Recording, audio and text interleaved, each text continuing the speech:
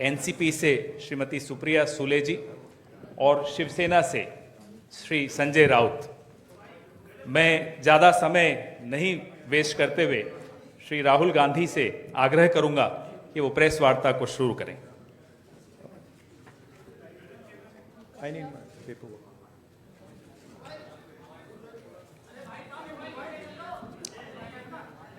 आप सेटल हो जाइए, बस 2 मिनट में शुरू करें।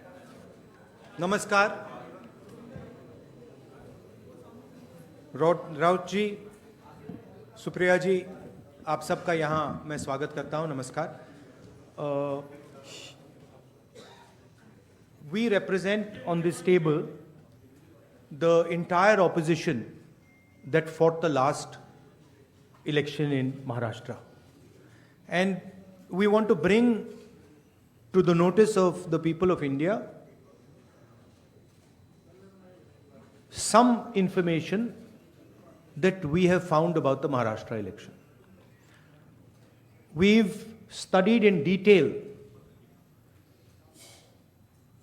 the voter lists, the voting patterns, and we've had a team who is working on this now for some time. And there are many irregularities that we have found. I want to place on the table a few things that I think it is important for the country, especially the young people who defend democracy, believe in democracy, to see and understand. So I'd like to start, well, that's Ambedkar ji, who helped build the constitution of our country, and he says the electoral roll is a most fundamental thing in a democracy. It was of the utmost importance that elections should be freed from any kind of interference. The election machinery should be outside the control of the executive government. Now, this is really the question here. I'd like to give a little bit of a background. Election commissioners were chosen by a committee which included the Chief Justice, Leader of Opposition, Prime Minister. That was changed. It was changed by the government, by the Prime Minister. The Chief Justice was removed from that committee, and a BJP person was added to that committee. That's the first step. Second step, immediately before the Lok Sabha elections, election commissioner was removed. 2 new election commissioners were put in place. But this press conference is specifically about Maharashtra, and I'd like to give you some details about what we have found about the Maharashtra elections. And these are, of course, some questions to the Election Commission. Question number 1. In 5 years, between Vidhan Sabha 2019 and Lok Sabha 2024, 32 lakh voters were added on the electoral rolls of Maharashtra. However, in a period of 5 months, between Lok Sabha 2024, which these parties won, and Vidhan Sabha 2024, 39 lakh new voters were added in Maharashtra. Now the question is, why are more voters being added in 5 months after the Lok Sabha election than are being added in 5 years prior? Who are these 39 lakh people? To give an idea of what happened here, that is the equivalent of an Indian state. The state of Himachal Pradesh has an equivalent number of voters. That the voting population of Himachal Pradesh was added to the voting list of Maharashtra after Lok Sabha elections. Second point, very interesting point. Why were there more registered voters in Maharashtra than the entire voting population of Maharashtra? According to the government, the population of Maharashtra is 9.54 crores. according to the Election Commission, there are more voters in Maharashtra than there are people in Maharashtra. Now, this is an obvious anomaly, right? Somehow, voters have suddenly been created in Maharashtra. The government itself is saying our population is 9.54 crores. And the Election Commission has more voters than people in Maharashtra. It's the second question. And the third question, which is an example of many, many places, one of many, many places which we have found. The thing to understand is the number of voters who voted for these three parties has not reduced between Lok Sabha and Vidhan Sabha. We have got the same amount of votes. And here is an example. So the Congress vote in Lok Sabha 2024 is 1.36 lakh votes. In Vidhan Sabha, we get 1.34 lakhs, very close. 35,000 new voters are added. And BJP in Lok Sabha gets 1.9 lakh votes. And then in Vidhan Sabha, they get 1.75 lakh votes. And most of those voters that provided the BJP with their victory come from those 35,000 new voters who have been added. And this is not the case in only one constituency. It is the case in multiple constituencies. It is the case in Shiv Sena constituencies, Congress constituencies, NCP constituencies.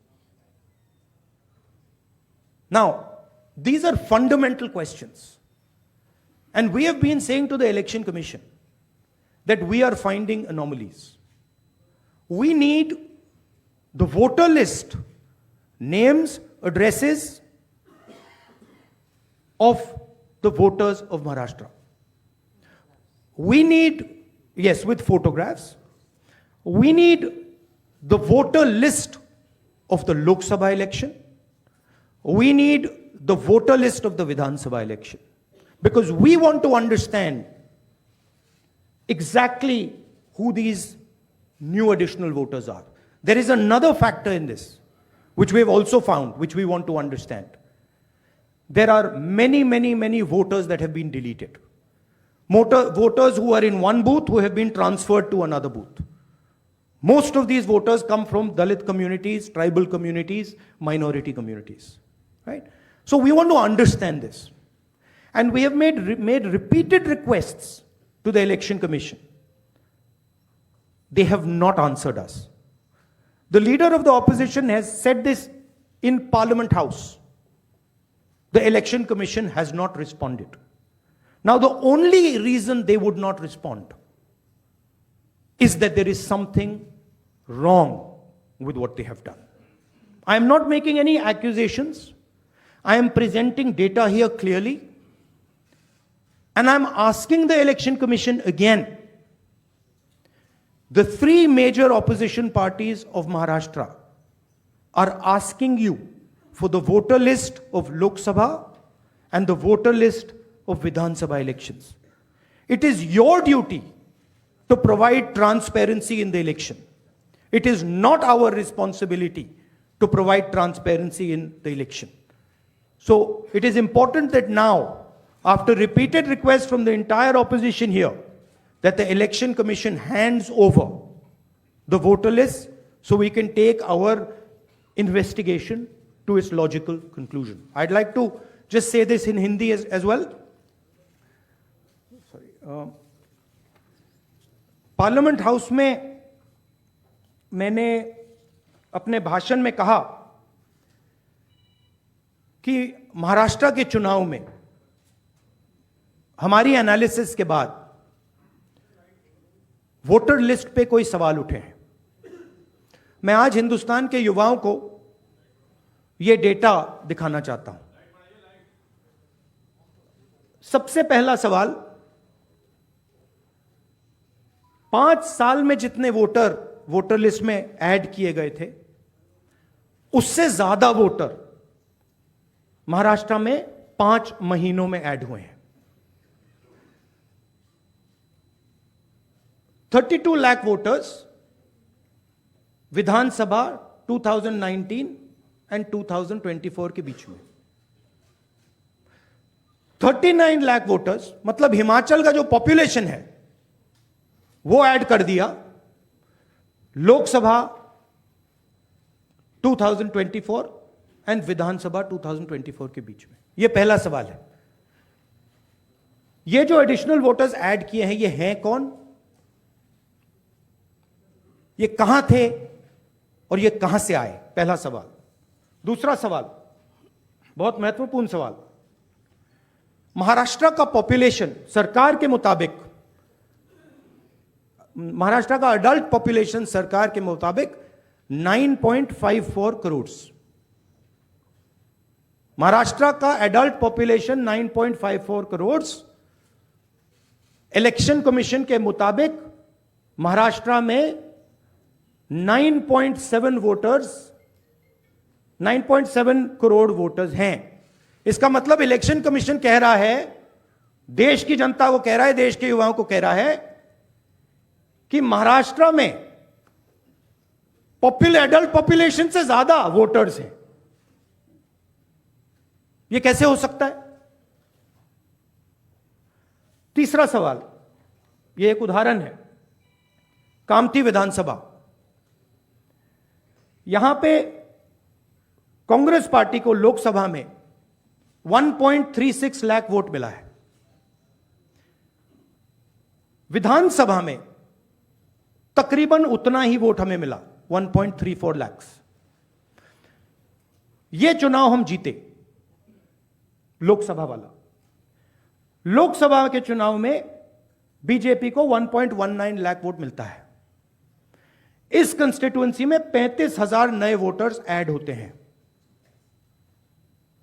और वो 35,000 के 35,000 voter सीधे BJP के खाते में जाते हैं और बीजेपी चुनाव जीतती है। यह एक उदाहरण है, ऐसे महाराष्ट्र में अनेक उदाहरण हैं। हमारी कंस्टिट्यूएंसीज में, एनसीपी की कंस्टिट्यूएंसीज में, शिवसेना की कंस्टिट्यूएंसीज में हमारा वोट महाराष्ट्र में कम नहीं हुआ है, बीजेपी का वोट ज्यादा हुआ है। ये वोटर्स कहां ऐड हुए हैं? जहां पे बीजेपी की स्ट्राइक रेट 90+% है। हिस्ट्री में 90% स्ट्राइक रेट नहीं रही है। तो यह मैं देश की जनता को कहना चाहता था। अब हमने इलेक्शन कमीशन को एक बार नहीं, दो बार नहीं, 3, 4, 5 बार बोला है कि देखिए हम आरोप नहीं लगा रहे हैं, लगाना चाहिए मगर हम लगा नहीं रहे हैं। हम आपसे सिर्फ महाराष्ट्र की वोटर लिस्ट मांग रहे हैं, लोकसभा की final voter list, name, address, photograph. विधानसभा की final voter list, name, address, photograph. आप ये लिस्ट हमें नहीं दे रहे हो। ट्रांसपेरेंसी लाना आपका काम है। तीनों राजनीतिक पार्टियां, विपक्ष की पार्टियां महाराष्ट्र की, पब्लिकली आपसे सवाल पूछ रही हैं। मैंने पार्लियामेंट में बोला, हमारे सब नेताओं ने बोला है, इलेक्शन कमीशन हमें लिस्ट नहीं दे रही। उनकी जिम्मेदारी बनती है कि जल्दी से जल्दी लोकसभा, विधानसभा महाराष्ट्र की लिस्ट वो NCP, Shiv Sena and Congress party को पकड़ा दें, क्योंकि हम इस मामले को आगे ले जाना चाहते हैं। हम इस इन्वेस्टिगेशन को एंड तक ले जाना चाहते हैं। धन्यवाद। अब सुप्रिया जी, आप बोलिए, आपको जाना है।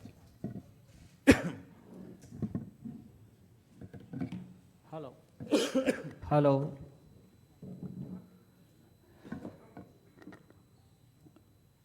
राहुल जी ने देश के सामने बहुत ही महत्वपूर्ण प्रश्न रखे हैं। अगर इस देश का चुनाव आयोग जिंदा है, उनका जमीर मरा नहीं है, तो जो प्रश्न राहुल जी ने चुनाव आयोग को पूछे हैं, उनका जवाब चुनाव आयोग ने देना चाहिए। लेकिन चुनाव आयोग उसके जवाब नहीं देगा, क्योंकि चुनाव आयोग भी जो सरकार बनी है वो सरकार की गुलामी कर रहे हैं। हमने बार बार महाराष्ट्र का चुनाव आयोग हो, दिल्ली का चुनाव आयोग हो, बार बार हमने वहाँ जाकर हमारा सर फोड़ दिया है, लेकिन वो मरा है। दूसरी बात, ये जो 39 लाख वोट कहाँ से आए और कहाँ जाएंगे? अब ये 39 लाख वोट बिहार में जाएंगे। अब वो फ्लोटिंग वोट्स है, वही नाम रहेंगे, वही आधार कार्ड रहेगा, सब कुछ यही है। वो वोटर्स घूमते रहते हैं, थोड़े दिल्ली में आए हैं, महाराष्ट्र पैटर्न वहाँ भी हमने देखा, कल हम दिन भर थे, 2 दिन यहाँ। अब ये 39 लाख वोट जाएंगे बिहार में, फिर बिहार से जाएंगे यूपी में। ये एक नया पैटर्न यहाँ बन गया है, और यही पैटर्न से ये लोग चुनाव लड़ते भी हैं और जीतते भी हैं। इसलिए आज जो सवाल हमने राहुल जी के नेतृत्व में खड़े किया है, देश के लिए बहुत गंभीर है। अगर इस देश में डेमोक्रेसी हमको जिंदा रखनी है, पार्लियामेंट, विधानसभाएं हमको सचमुच जिंदा रखनी है, तो ये सवाल का जवाब सिर्फ हम नहीं पूछेंगे, मीडिया ने पूछना चाहिए, लोगों में जागृति आनी चाहिए। हम तो लड़ने वाले लोग हैं, हम लड़ेंगे ही, लेकिन महाराष्ट्र की जो बात है, वो कैसे जीते और हम कैसे हारे, हमको हराया गया किस प्रकार से, ये मुद्दा राहुल जी ने देश के सामने लाया है। मैं बार बार चुनाव आयोग से अपील करूंगा कि आप उठिए, कफन निकालिए, आपके ऊपर जो कफन डाल दिया है सरकार ने, उठाकर आप ये सवालों का जवाब दीजिए। Thank you.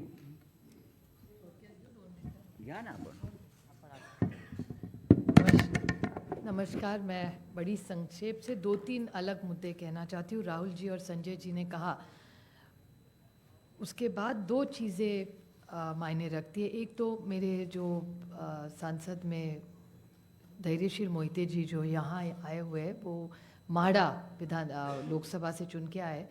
उनके ही सोलापुर ज़िले में उत्तम जानकर जी इस बार हमारे विधायक बन के आए।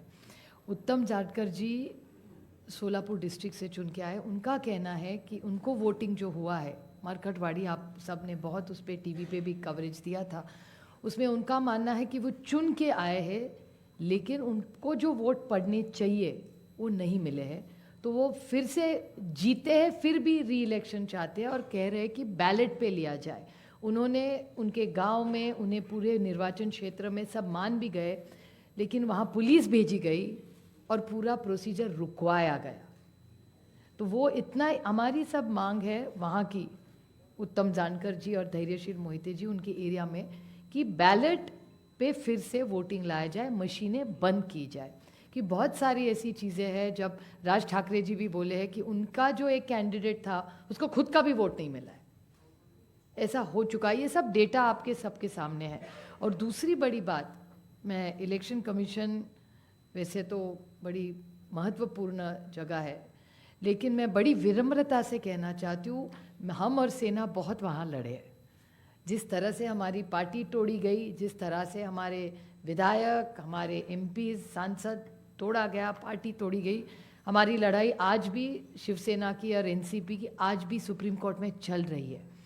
लेकिन और एक छोटी चीज़ उन्होंने की कि हमें जो सिंबल दिया गया और दूसरा सिंबल तुतारी वाजवणारा माणूस और तुतारी मराठी में, वो एक ही शब्द तुतारी तुतारी उन्होंने किया। और इसी सरकार के एक बड़े मंत्री है आज सरकार में, उन्होंने कहा था, जो आप सब ने मराठी चैनल्स ने दिखाया था, कि सातारा की सीट एनसीपी हार गई क्योंकि ये ट्रम्पेट और तुतारी थी, नहीं तो बीजेपी का वो सांसद हार जाता। ये सिर्फ मैं नहीं कह रही हूँ, इस सरकार के एक बड़े नेता कह रहे, जो मराठी चैनलों ने दिखाया, आज सरकार में है महाराष्ट्र में। और हम सब ने जब विधानसभा में मांग की कि आप तुतारी हटा दीजिए, बड़ा कन्फ्यूजन हो रहा है, हमारी 11 सीटें ऐसी है, इस कन्फ्यूजन में हम हार गए। तो हमारी विनती थी कि आप ये तुतारी हटाइए, तो बोले तुतारी, हम ये सिंबल नहीं, हमने डेटा दिखाया कि कन्फ्यूजन हो रहा है ये सिंबल के कन्फ्यूजन में, फिर उन्होंने ट्रम्पेट नाम बदल लिया, लेकिन तुतारी वो रखी वैसी। क्योंकि जब बाहर वो जाता था वो देख रहा था तुतारी वाजोलाना मारूस तुतारी, हम उस तरह उसी कारण हम सातारा की सीट हारे, और ये भी सत्ता पक्ष मान रहा है, रिकॉर्ड पे उन्होंने कहा है। तो ये कैसे चलेगा? ये वोटर्स लिस्ट है, ये मल्टी फैक्टर अटैक है, ये सिंबल का इशू है, फिर पार्टियां तोड़ने का इशू है, ये वोटर्स लिस्ट का इशू है, और कभी कभी मशीन, लोग नाराज़ होते हैं जब हम मशीन के बारे में कहते हैं, लेकिन बहुत सारे ऐसे लोग हम सबको मिलने आते हैं। तो ये मल्टी प्रोंग अटैक हो रहा है, और अगर एक सशक्त लोकतंत्र रखना हो तो फेयर इलेक्शन तो होना ही है। हारने का कोई दुख नहीं है, जीते हारे जनता तय करती है। हम तो जीत के आए दोनों, धैर्यशील जी आए, बट बड़ी विनम्रता से हम कहना चाहते हैं कि इलेक्शन कमीशन ये फेयर होना चाहिए, इतनी हमारी मांग है। और जो हमें जो लोटस लिस्ट फोटो सब मांग रहे बस हमें दे दे, बाकी हम लोग क्या मांग रहे हैं? एक सशक्त लोकतंत्र में इलेक्शन कमीशन का रोल बहुत जिम्मेदारी का होता है। जिस संविधान के बारे में हम लड़ रहे हैं, राहुल जी बड़ी ताकत से उसके लिए लड़ रहे हैं, आप देख रहे हैं पार्लियामेंट में क्या हो रहा है। तो वो संविधान बचाना हो, देश बचाना हो, एक सशक्त लोकतंत्र के लिए महात्मा गांधी ने इतना बड़ा योगदान दिया, जवाहरलाल नेहरू ने देश को इतनी दिशा दी, इन सब के मान सम्मान उनका जो उन्होंने मेहनत करके हम सबको ये हक दिया है, वो पूरा फेयर होना ही चाहिए। और हमारी लड़ाई नहीं है, हम सिर्फ पारदर्शकता चाहते, बाकी हमारी कुछ मांग नहीं। धन्यवाद सुप्रिया जी। अब मैं, क्योंकि तीनों को जाना है तो कम सवाल लेंगे। ANI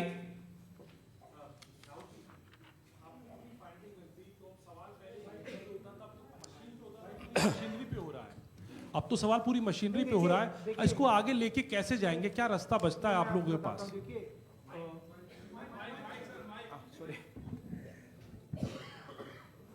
देखिए, दो चीजों के बीच में हमें फर्क क्लैरिटी से रखना है। एक है स्पेक्यूलेशन। स्पेक्यूलेशन कोई कह सकता है कि भैया मशीन में कोई प्रॉब्लम है, कोई दूसरी बातें कह सकती हैं, और दूसरा है फैक्ट। मैंने यहां स्पेक्यूलेशन नहीं रखा है, मैंने यहां फैक्ट रखा है। फैक्ट नंबर 1, हिमाचल जितने वोटर्स ऐड हुए हैं, कंस्टिट्युएंसीज में जहां ऐड हुए हैं वहां हमारा वोट एक है, बीजेपी का वोट बड़ा है।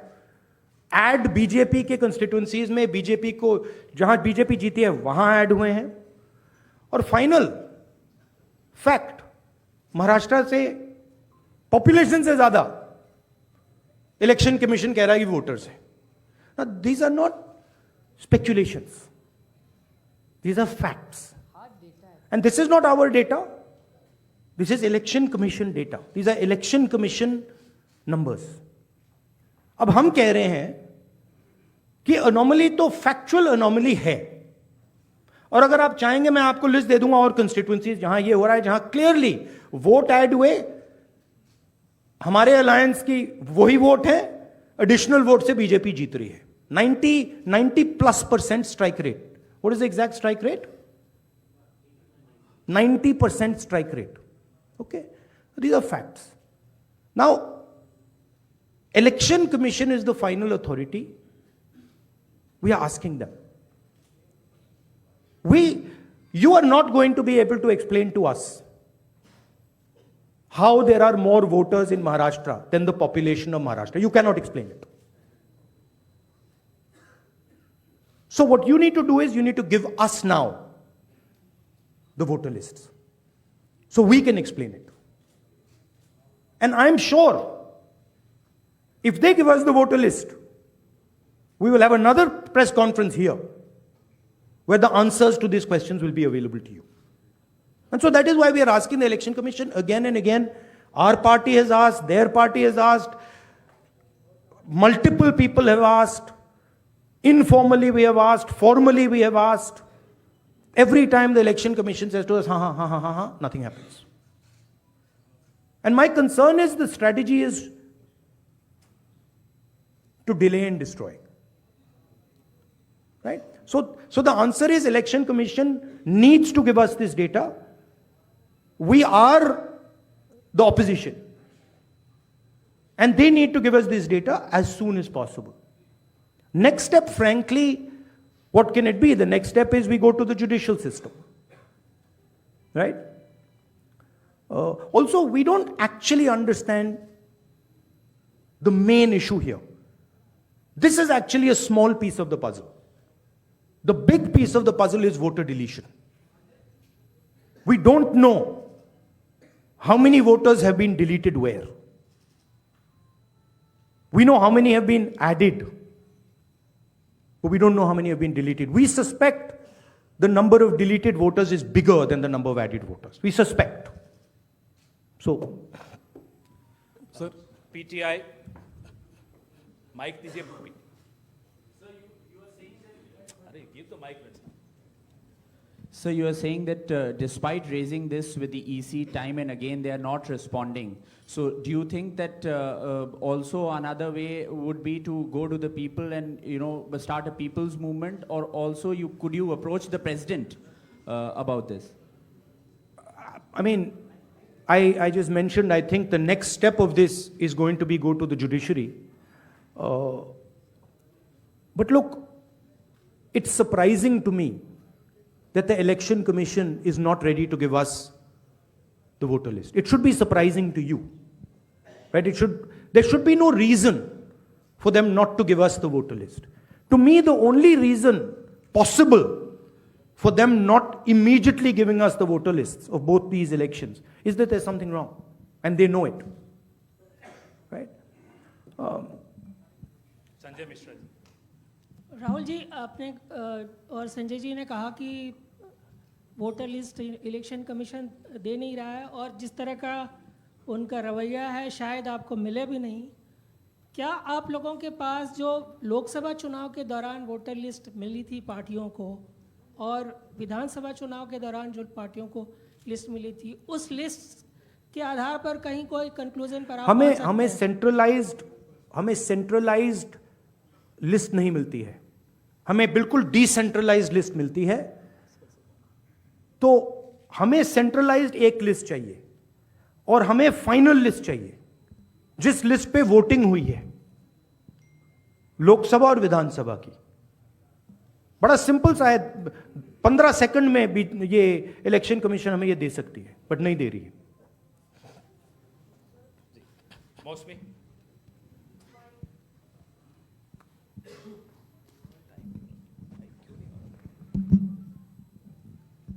राहुल जी, ये जो आपने आंकड़े दिए थे कि लगभग 9,70,25,000 वोटर्स, 9,70,00,000 वोटर्स हैं, वोटिंग पॉपुलेशन है, और जो अडल्ट पॉपुलेशन महाराष्ट्र की है वो 9,54,00,000 है जी. तो ये जो सेंसस क्योंकि 2011 में हुआ है, क्या हम लोग को इसकी सोर्स पता चल सकता, और क्या वो प्रोजेक्टेड पॉपुलेशन है 5 साल की अंदाजन निकाली गई है? That is the Union Ministry of Health and Family Welfare data. Right? So that is normally क्या होता है, जितने वोटर्स होते हैं उतने वोट ऑलमोस्ट कभी नहीं करते हैं. नॉर्मली अगर आप किसी स्टेट में देखें तो 85%, 87% कर जाते हैं ऑफ टोटल वोटर्स. यहां पे आई थिंक 102% कर गए. नहीं, हाउ मच, कितना है ये? 102% कर गए हैं. तो it is not only that there are more voters than actual people, it is that the voting percentage is 102%. Right? The actual voting percentage of this should be 15% approximately. If you आप states को aggregate करो तो it should be 15% less than 9.54. It is actually 102%, right? So really, it's way beyond the population. जी, और दूसरी जिक्र आपने किया था कि सीईसी का सिलेक्शन जो हो रहा है. I think one question is enough. Let's not. नहीं. One last question, जैनेंद्र जी. राहुल जी, आप चुनाव के बाद वोटर लिस्ट मांग रहे हैं, लेकिन जैसे जो मुख्य चुनाव आयुक्त हैं उन्होंने भी जो पिछली प्रेस कॉन्फ्रेंस में कहा था कि ये तो हर साल जो मान्यता प्राप्त दल हैं उनको वोटर लिस्ट दी जाती है, चुनाव से पहले ठीक पहले जो फाइनल रोल होता है वो भी उम्मीदवारों को और नहीं, पार्टियों को नहीं, दिया नहीं। जाता है। तो अगर दी जाती हैं तो फिर हमें दे क्यों नहीं रहे? हम मांग रहे हैं, अगर दी जाती हैं, if it is the norm to give it, तो दे दो। वो तो चुनाव के पहले ही आप लोगों को दिया गया होगा क्या? नहीं, मैंने वो बोला आपको, वो डिसेंट्रलाइज तरीके से लिस्ट मिलती है। वो एक एमएलए को अगर लिस्ट निकालनी होती है तो उसे polling booth by polling booth by polling booth जाना पड़ता है। उससे उस डेटा से हम काम नहीं कर सकते, हमें सेंट्रलाइज डेटा चाहिए, पूरी स्टेट का डेटा, राइट? सर दिल्ली में जब नहीं, बट मान लो आप जो कह रहे हो सही है कि उन्होंने हमें लिस्ट दे रखी है, right? Fine, then why are they not just making it available to us? I'll add a small point. One second. Why are they not just making it available? हाँ देते हैं, आप मांग रहे हो, ले लो, वो दे क्यों नहीं रहे? Just one small point. नहीं, you were, हम साथ में थे अरविंद जी के साथ उस मांग में। और एक बात बताओ, महाराष्ट्र में जब हुआ था, अभी ऑनलाइन नाम बढ़ा सकते हैं आप। मेरे खुद के निर्वाचन क्षेत्र का मैं आपको उदाहरण दूं, मैं रोज मॉनिटर करती थी, क्योंकि आजकल ऑनलाइन करके collector has the final authority. तो लास्ट 3 दिन जब हम पूरे चुनाव प्रचार में सारे बिजी थे, यहाँ नंबर बढ़े थे। हमसे कह रहे हैं कि वो सही भी हो सकते हैं, लेकिन आजकल एक आधार कार्ड पे, अभी आप हमारे यहाँ लाडली बहन योजना में सारे गलत आधार कार्ड आ रहे हैं। ये मैं नहीं कह रही, प्रेस कह रहा है। आप ही ने तो दिखा, 5 लाख महिलाओं का नाम कम होता जा रहा है। See, what has happened is that this list is a dynamic list. And this list is constantly changing and anyone can change it. The nice way to say it is that the Election Commission has lost control of the list. The bad way to say it is the Election Commission has manipulated the list. What is very clear is that the list in Maharashtra has gone wrong. There's no doubt about that. Because, please understand, a list which is bigger than the entire population, a list where the population of Himachal Pradesh is entering into Maharashtra, a list where all the additional voters are going in favor of the BJP. Look at that page. All of them have gone to the BJP. It's not that 50% have gone, 60% have gone. It's the same. 35,000, 40,000. All have gone. So something is wrong. And it is the responsibility of the Election Commission now to come clean on what has happened. Right? The answer is not, we gave you the list. We as opposition are asking you for the list now. The answer is, give us the list now. Don't tell us about what happened in the past. We want to know now. If you have no problem giving the list, you've already given it to us, okay, give it to us today. And give us the Lok Sabha one with names, pictures and addresses. Give us the Vidhan Sabha one with names, pictures and addresses. Because if you don't, there is a serious question now that is being asked about Indian democracy. Which means we are now heading towards the complete destruction of the Constitution. And we are in the business of protecting the Constitution. That is why I have put this here. And that is why I put Ambedkar ji की photo मैंने यहाँ इसलिए लगाई है क्योंकि ऊपर लिखा है electoral roll is the most fundamental thing in a democracy. Election commission उसकी रक्षा नहीं कर रही है. हम मांग रहे हैं ये फंडामेंटल चीज जो अंबेडकर जी ने कहा है ये हमें दीजिए, वो करेंगे नहीं देंगे आपको. That is the issue here. Thank you very much. Thank you ji. Sir एक राहुल जी एक सवाल है. राहुल जी